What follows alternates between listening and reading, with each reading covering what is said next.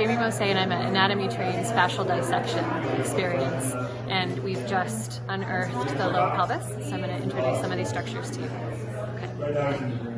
So here we have the bladder that we've emptied, both sides of the bladder, and I have my finger intravaginally pushing up on the cervix to help elevate the uterus as a whole. So it's softened a bit after the dissection, but here is the fundus of the uterus, the top part of the uterus. And if we expand out this way, you can see, actually let's do this side because it has the ovary still attached. There we go, it got buried a little bit. Would you take a little clamp and kind of hold that part right there? Awesome. That'll work. Okay.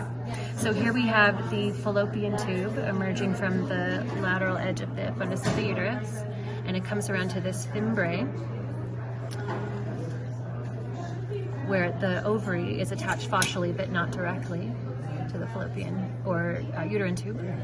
And then here you can see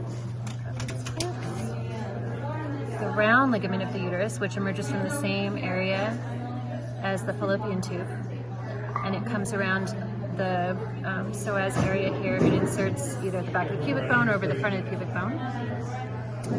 And then there's this broad ligament over the entire uterus, from over the bladder and the anterior portion of the uterus, the posterior portion of the uterus, into the pouch of Douglas there.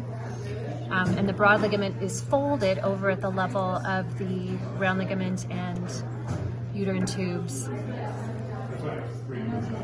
The ovary is suspended by a little ligament here between the uterus and the ovary, the ovarian ligament proper. And then there's a suspensory ligament that attaches further up into the abdominal cavity.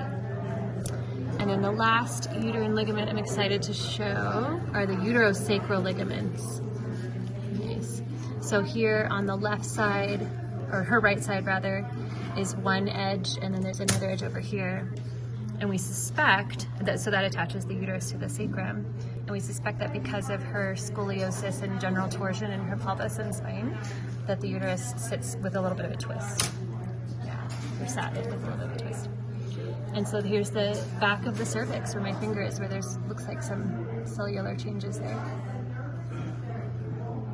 And that's what we discovered today. It's very exciting.